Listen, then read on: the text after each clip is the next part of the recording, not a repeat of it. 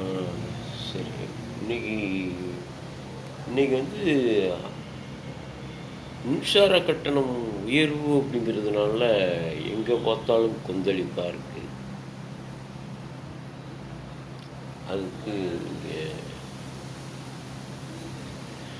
நம்ம என்ன பண்ண முடியும்? எல்லாம் மின்சார கட்டணம் உயர்ந்துருச்சு. சிறு தொழில்கள் பாதிப்புண்டாகுது.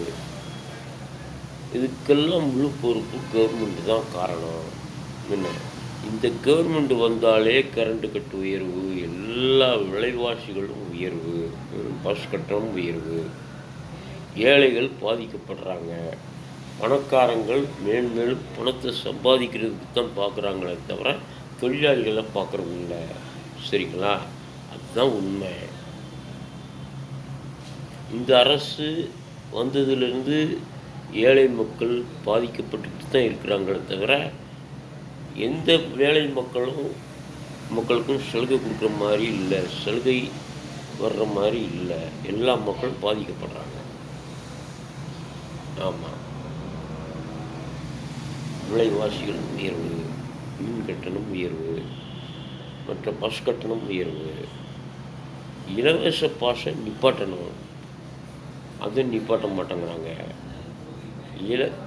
பெண்களுக்கு இலவச பாஸ்ன்னு கொடுக்குறாங்க. இந்த டவுன் பஸ்களில் தானே இலவச பாஸ்ன்னு கொடுக்குறாங்க. ஏன் கொடுக்குறாங்க? அது கொடுக்கறது தப்பு. ஏன் அதை மட்டும் கொடுக்குறீங்கள? லாங் ரூட்டில் ஓடுற பஸ்ஸுகளுக்கு கொடுங்க. ஏன் கொடுக்க மாட்டேங்கிறீங்க? அதுக்கு கொடுங்க, வரவேற்கிறோம், பாராட்டுறோம். அதுக்கு மட்டும் ஏன் கொடுக்க மாட்டேங்கிறீங்க சொல்லுங்கள். அது தப்பு தானே? எங்கே பார்த்தாலும் ரகலை, கொள்ளை, பட்னி, பஞ்சம் தலைவிரிச்சாடுது. ஏழைகளின் அரசு, ஏழை மக்களாட்சின்னு சொல்லி மக்களை ஏமாற்றிக்கிட்டு அடைகிறாங்க இந்த அரசாங்கம். எந்த அரசாங்கம் வந்தாலும் மக்களை கவனிக்கிறது இல்லை. இடைத்தேர்தல் எப்போ வருது? இடைத்தேர்தலில் நம்ம ஜெயிப்போமா? நம்ம ஜெயிக்கணும், காசு கொடுத்தாவது நம்ம ஜெயிக்கணும், பாராளுமன்றத்துக்கு போகணும் அப்படின்னு தான் விரும்புகிறாங்களே தவிர மக்களுக்கு எந்த விதமான நன்மையும் செய்யணும் அப்படிங்கிறது யாருமே நினைக்கவும் மாட்டேங்கிறாங்க. அப்படி நினைக்கிறவங்க யார் இருக்க? அரசியல்வாதிகள் சொல்லுங்கள் பார்க்கலாம். என்னமோ நடிகர்கள்லேருந்து புதுசாக வந்தவன் பூரா நானும் கட்சி ஆரம்பிக்க போகிறேன். அது என்ன கட்சி ஆரம்பிக்க போகிறீங்க சொல்லுங்கள் பார்க்கலாம்.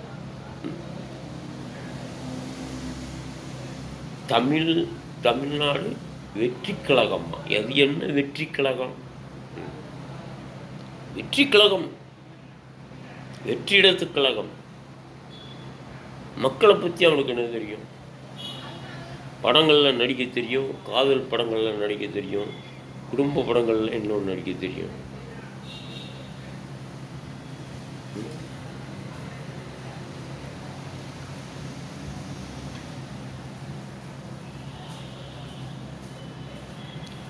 தேவையில்லாமல் என்ன சொல்கிறான்? அவனை போக சொல்லு, திருட்டு பயல்களை. அவனெல்லாம் ஒரு மனுஷனவன். நேற்று பிறந்தவன் இன்னைக்கு வந்துக்கிட்டு அதிகாரம் பண்ணுறான் அப்படின்னு சொன்னால் பாருங்களேன் எப்படி இருக்குன்னு. நேற்று பெஞ்ச மழை இல்லை, இன்னைக்கு முளைச்ச காலம் துள்ளிக்கிட்டு இருக்கான். நானும் அரசியல் நடத்த போகிறேன். ஏன் எங்கள் கேப்டன் இருக்கும்போது இவர் அரசியல் கட்சி ஆரம்பிக்க வேண்டியதானே? ஏன் ஆரம்பிக்கலை? இப்போ ஆரம்பிச்சிருக்கிறாங்கல்ல, அதுக்கு முன்னால் ஏன் ஆரம்பிக்கலை? அதுக்கு பதில் சொல்லுங்கள். அவனால் சொல்ல முடியாது. அவனை சினிமா உலகத்தில் வளர்த்து விட்டுறதே எங்கள் கேப்டன் தான். அப்படிப்பட்ட கேப்டனை எதிர்த்து, கேப்டன் மகனை எதிர்த்து அரசியல் ஆரம்பிச்சிருக்கணும் அப்படின்னு சொன்னால் என்ன அர்த்தம்? இவனை எதிர்த்து சூர்யா ஆரம்பிக்கிறாரு. விஜய் ஆரம்பிச்சிருக்கானே நானும் ஆரம்பித்தேன் அப்படின்னு சொல்லி ஆரம்பிக்க போகிறாரு. கட்சி ஆரம்பிக்கலை, ஆரம்பிக்க போகிறதாக கேள்விப்பட்டேன். ஆரம்பிப்பார்ல. இவன் என்ன நேற்று பெஞ்ச மழையில் இன்னைக்கு முளைச்ச கீரை காளான். அவன் ஆரம்பிக்கும்போது சூர்யா ஆரம்பிக்கக்கூடாதா? இல்லை கேட்குறேன், நான் கேட்குறேன். கெட்டிக்கிற ஆம்பளையாக இருந்தோம்னா எங்கள் கேப்டன் நல்ல நிலைமையில் இருக்கும்போதே கட்சி ஆரம்பிக்கட்டும், நான் வரவேற்கிறேன். கட்சி ஆரம்பித்தோம்னா லஞ்சல் அவளியத்தை ஒழிச்சிட்டாரா? என்னைய பைத்தியக்காரத்தனம் இருக்கு. அப்புறம் சினிமா நடிகர்கள் எல்லாரும் கட்சி ஆரம்பிக்கலாம்னா, இந்த மெண்டல் ஒரு கட்சி ஆரம்பித்தான் ரஜினி, இருக்கிற இடமே தெரியாமல் போச்சு. கமலஹாசன் ஒரு கட்சி ஆரம்பித்தான், அவன் இருக்கிற இடமே தெரியாமல் போச்சு. மன்சூர் அலிகான் ஒரு கட்சி ஆரம்பித்தான், அவன் இருக்கிற இடமே தெரியாமல் போச்சு.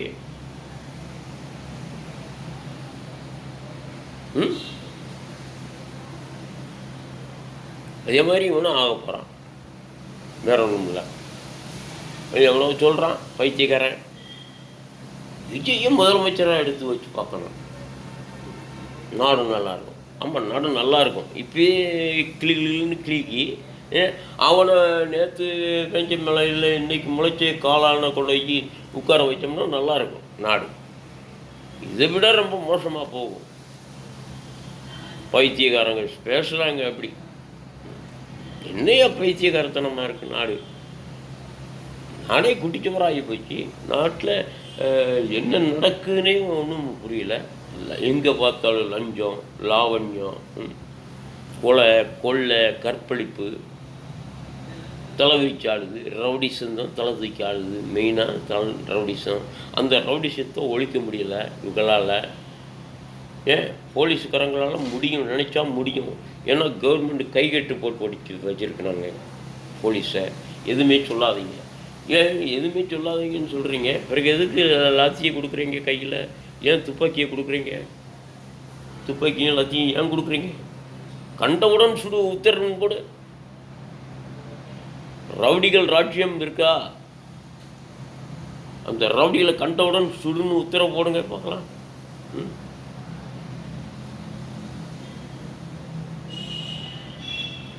போன வாரம் ஒரு நியூஸை பார்த்தேன். ஏதோ ஒரு திருநங்கைகள் 4 பேர் சேர்ந்து ஒரு நேர்மையான போலீஸ் அதிகாரியை தாக்க வர்றாங்க. இதில் என்ன இருக்குது? நைட் ரவுண்ட்ஸ் ரோந்து வராங்க. நியூஸில் பார்த்தேன் நான்.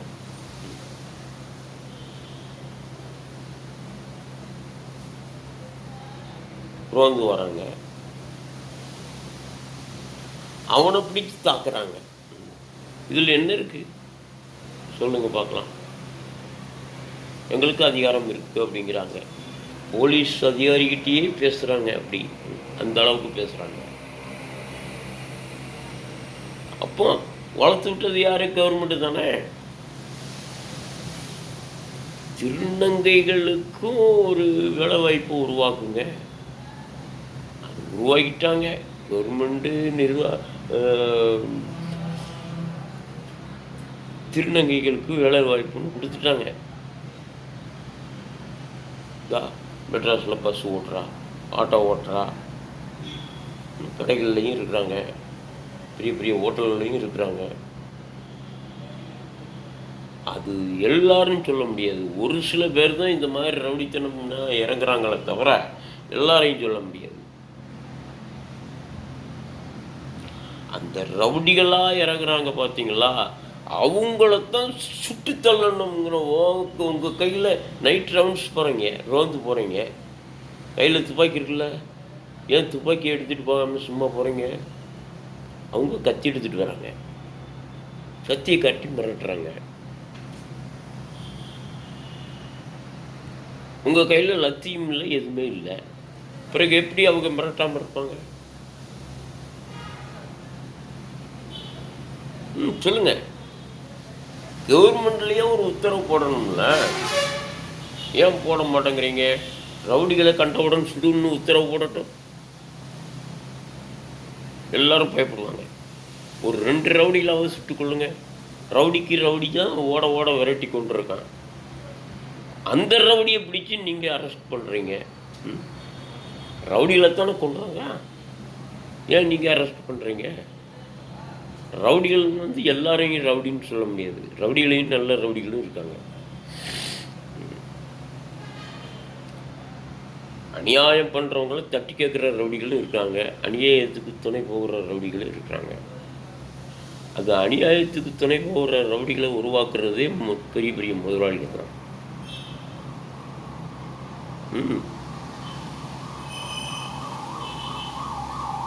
போன வாரம் ஒருத்தர் சொல்கிறாரு, பஸ் டிரைவருக்கு ஆள் எடுக்கிறாங்க, ஒருத்தர் ஒரு ஓனர் எடுக்கிறாரு. ஓனர்கிட்ட இன்கொயரிக்கு போனால், நீ பஸ் ஓட்டுவியா, எல்லா லைசன்ஸும் வச்சுருக்கியா, எத்தனை பேரை கொண்டிருக்க அப்படின்னு கேட்குறாரு ஒரு முதலாளி. அந்த டிரைவர் எங்கள் ஆஃபீஸில் ஒர்க் பண்ணுறாரு. அவர் சொல்கிறாரு என்கிட்ட, ஒரு முதலாளி இப்படிலாம் கேட்குறாரு. பின்ன இதில் என்ன இருக்குது? அந்த டிரைவர் போய் இங்கே சொல்லக்கூடாது, நேராக ஸ்டேஷனில் சொல்லணும். எந்த முதலாளி சொன்னார்? அந்த முதலாளி சொல்கிறார் சார். அப்போ இதில் என்ன நியாயம் இருக்குது? அநியாயம் தான் இருக்குது, நியாயம் இல்லை. நீதி, நேர்மை, அநியாயம், அக்கிரமம் தான் தலையை தூக்கி ஆடுது. நீதி நேர்மையெல்லாம், நீதி நேர்மை, கடமை, கண்ணியம், கட்டுப்பாடு, இந்த இதெல்லாம் செத்து போச்சு நாட்டில். சாகடிச்சிட்டாங்க அரசியல்வாதிகள். அரசியல்வாதிகள் ராட்சியம்தான் இங்கே. முதலமைச்சர் சும்மா பொம்மை தான், பொம்மை முதல்வர். மந்திரியை தான் ஆட்சி படைக்கிறாங்க. மணல் கொள்ளை, டீசல் கொள்ளை, மணல் கொள்ளை, கிரானைட்டு கொள்ளை, எல்லா கொள்ளைகளும் இந்த ஆட்சியாளருக்கு தான், மந்திரிகை தான் உடந்தையார். ஒரு மந்திரியே 500 கோடி 5000 கோடி மணல் கொள்ளை அடிச்சிருக்கிறாரு. அந்த மந்திரியை ஒன்றுமே பண்ணலை. அறிக்கை 5000 கோடி, இன்னும் எத்தனை கோடி பதுக்கியிருக்காங்கன்னு ஆண்டவனுக்கு தான் வெளிச்சம். பாருங்க.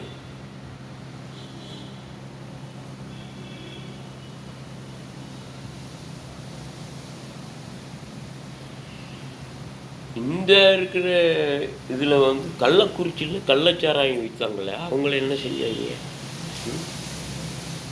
செத்து மடிஞ்சாங்க. எத்தனையோ பேர் மடிஞ்சாங்க. அவங்களுக்கு 10 லட்சம் நிதி.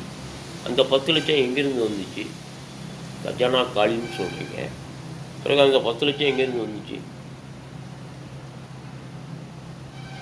உங்கள் அப்பா வீட்டு சொத்தா, ஏன் அப்பா வீட்டு சொத்தா, யார் வீட்டு சொத்து? முதலமைச்சர் வீட்டு சொத்தா, இல்லை முதலமைச்சர் அப்பா வீட்டு சொத்தா, முதலமைச்சர் வீட்டுக்காரம்மா சீதரம்மா கொண்டு வந்த சொத்தா? எப்படின்னு கேட்குறேன். இப்படியே 10 லட்சம்னு கொடுத்து மக்களை ஏமாற்றி மக்கள் வாயை மூடிட்டாங்க. அப்படி அதுதானே திருப்பியும் நமக்கு ஓட்டு போடட்டும் அப்படிங்கிற நிலைமைக்கு கொண்டு வந்துட்டாங்க. எங்கே கெட்டிக்கிறான் அப்படிலாம் எல்லாம் இப்போ கலைக்க சொல்லுங்க பார்க்கலாம். எதிர்கட்சிகள்லாம் போராடினாங்க, அதுக்கு என்ன தீர்ப்பு, என்ன பதிலடி கொடுக்க போகிறீங்க? ஆட்சி கலைங்க. இந்த ஊடகத்துக்காரங்க பண்ணுற வேலை, திடீர்னு ஆட்சி கலையலாம், நாளை கலையலாம், இரவுக்குள் களையலாம், இரவு 12 மணிக்குள் களையலாம்னு சொல்லி அறிக்கை யூடியூப்பில் இந்த இவங்க தான் அறிக்கை கொடுத்துக்கிட்டு இருக்காங்க.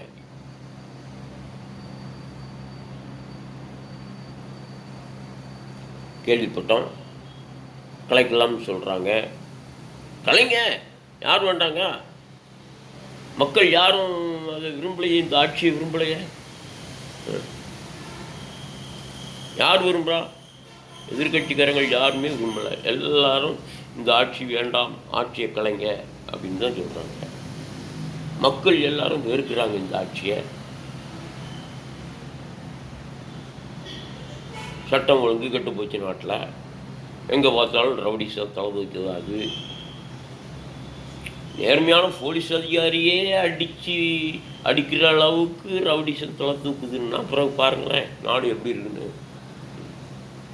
இதுக்கெல்லாம் காரணம் யார்? அரசாங்கம் தானே. அரசை யார் வழி நடத்துகிறாங்களோ அவங்க தானே பொறுப்பேற்க முடியும். முதலமைச்சர் ஸ்தானத்தில் இருக்கிறவங்க தானே பொறுப்பேற்க முடியும். அந்த காவல்துறைங்கிற பாதுகாப்புத்துறை பூரா முதலமைச்சர் கையில் தானே இருக்குது. அவர் பார்த்து உத்தரவு போடலாம்ல. ரவுடிசத்தை ஒடுக்குங்க, ரவுடிகளை ஒடுக்குங்க. முதல்ல ரவுடிகளை கண்டவுடன் சுடுன்னு உத்தரவு போட சொல்லுங்க பார்க்கலாம்.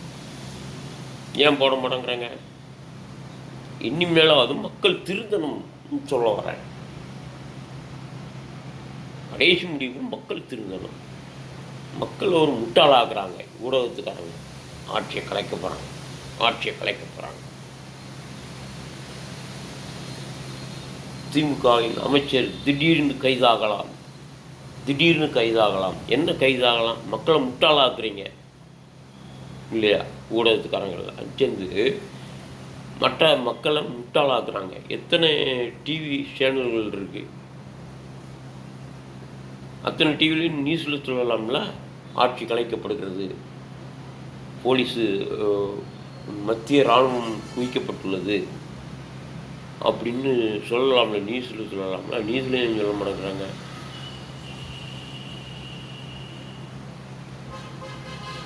நியூஸில் சொல்ல மாட்டேங்கிறாங்க. ஊடகத்துக்காரங்க சும்மா இருக்காமல் மக்களை முட்டாளாக்கி பைத்தியக்காரனாக்குறாங்க. கலைக்கப்படலாம். என்ன படலாம்? படம் காட்டுறீங்களா?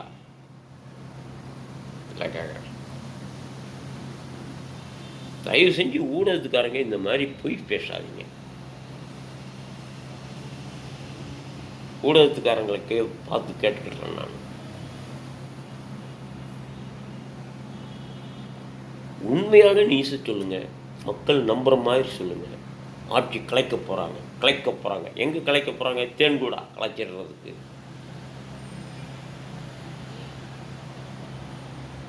இனிமேலாவது மக்கள் திருந்தி ஓட்டு போடுற 2026 யார் நல்ல மனுஷங்களுக்கு ஓட்டு போடுங்க.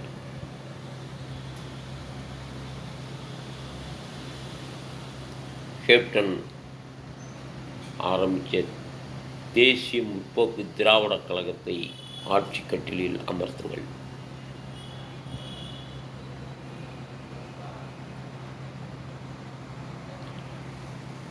நமது அன்னை பிரேமலதா விஜயகாந்த் அவர்களை முதலமைச்சர் சிம்மாசனத்தில் உட்கார வையுங்கள், அமரச் செய்யுங்கள். தமிழகம் எங்கும் முரசு ஒலிக்கட்டும். 2026 தமிழகம்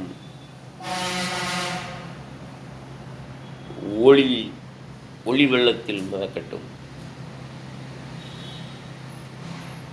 தேசிய முற்போக்கு திராவிட கழகம் ஆட்சி மலர வேண்டும். தமிழகத்தில் முரசு கொட்ட வேண்டும்.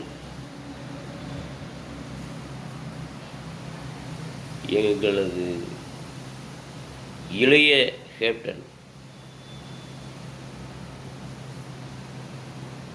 விஜய் பிரபாகரன் அவர்கள் பாராளுமன்ற எம்பியாக சென்று அந்த பாராளுமன்ற லெவலில் தேசிய முற்போக்கு திராவிடக் கழகத்தின் முரசு ஒளி ஒலிக்க வேண்டும் என்பதுதான் என்னுடைய ஆசையும் எங்களுடைய தொண்டர்களின் ஆசையும், கட்சி தொண்டர்களின் ஆசையும், எல்லா மக்களின் ஆசையும் அதுதான். மக்கள் நண்பன், மக்கள் நண்பன், மக்களுக்காக உழைக்கின்றேன், மக்கள் என் மக்கள்னு சொல்லி உயிரிணைத்த மகாத்மான்னு சொல்லலாம் அவரை. புரட்சி கேப்டன், புரட்சி நடிகர், புரட்சி கலைஞர் கேப்டன் அவருக்கு பத்மபூஷன் விருது இல்லை, பத்மபூஷன் விருது மாதிரி எத்தனை பூஷன் விருது கொடுத்தாலும் செல்லுபடி ஆகும் அவருக்கு. அந்த மாதிரி ஒரு தலைவன் நாட்டுக்கு மிக மிக முக்கியம். அந்த தலைவன் மாதிரி இன்னொரு தலைவன் வரணும்னா இந்த ஜென்மத்தில் வர முடியாது யாராலையும். சொல்லுங்க பார்க்கலாம், நானும் வர்றேன் அப்படின்னு சொல்லலாம், கேப்டன் மாதிரி நானும் வர்றேன் அப்படின்னு சொல்லலாம். ஏன் நேற்று பெஞ்ச மழையில் இன்றைக்கி முளைச்ச காலா கூவிக்கிட்டு இருக்கான், கட்சி ஆரம்பிக்க போகிறேன். யார்? விஜய்.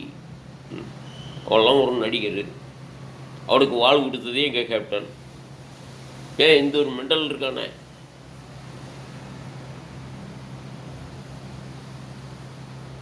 வடிவேல், அவனுக்கும் வாழ் கொடுத்ததே எங்கள் கேப்டன் தான்.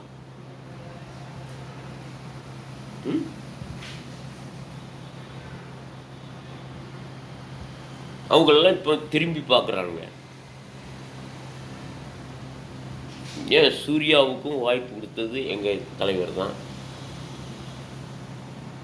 அவர் இது வரைக்கும் ஒத்துக்கல, அவர் தான் எங்கள் குடும்பத்தை வாழ வைத்தவர் அவர் தான் அப்படின்னு சிவகுமாரே சொல்கிறார்,